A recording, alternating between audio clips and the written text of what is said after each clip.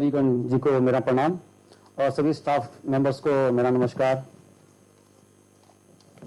वैसे कहते हैं कविता का भी कोई ना कोई कारण होता है, तभी कविता पनपती है। और मैं जो कविता कहने जा रहा हूं उसका शीर्षक है बेटी मेरी है चिंता दूसरों को हो रही है। अब इस शीर्षक से आप समझ जाइएगा कि इस कविता को लिखने के पीछे भी कोई ना कोई कारण अवश्य रहा होगा। बहुत अच्छा विषय।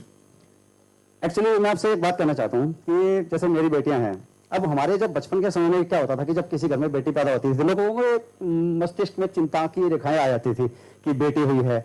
लेकिन अब ऐसा नहीं है। जैसे जैसे शिक्षा का प्रसार बढ़ा है, शिक्षित लोग हुए हैं, अब क्या होता है कि जब बेटी पैदा होती है तो अब हमारा जो उद्देश्य है ये नहीं होता कि बेटी के लिए शादी के लिए कुछ जोड़ना है। अब ये होता है कि जितनी अच्छी से अच्छी उच्च शिक्षा बच्चे को दे सकते हैं दें, ताकि अपने पांव पर खड़ी हो सके। उसके बाद और शादी कोई उद्देश्य नहीं है। शादी के लिए पूरी उनको अपॉर्चुनिटी होती है, पूरा ऑप्शन होता है कि आपकी मर्जी, जब आपको एक जीवन में सही लगे कि शादी करने लायक हो गए, आप कह दीजिए शादी करेंगे। जी माता जी, अन्यथा ऐसा कुछ नहीं है। माता जी दूसरी कविता सुनाओ। तो एक तो हो गई इतना ही टाइम है 3 मिनट का। अब यहाँ तो आकर सब बोलने लगोगे तो फिर आप क्या, मैं 6 घंटे तो मैं बोलता हूँ, कमाल कर रहे हैं।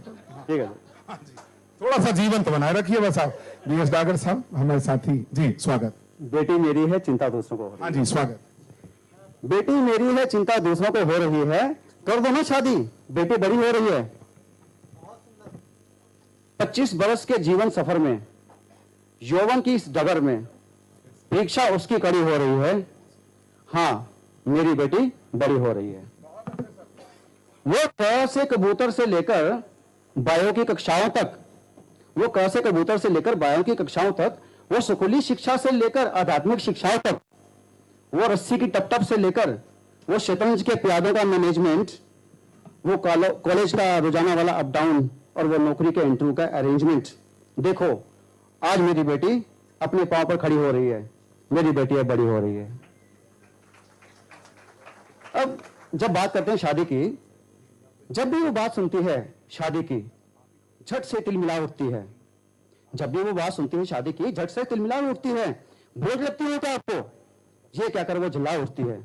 सही है, अभी तो उसने कमाना सीखा है, अपनी पसंद से आना और जाना सीखा है, किचन में मनपसंद बनाना सीखा है, खुद भी खाना और खिलाना सीखा है।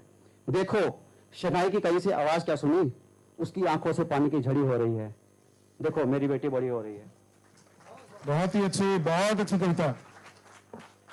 अंतिम पंक्तियों में अगर आपके दिल पर असर कर जाए तो आपकी हौसला अफजाई चाहता हूं जी।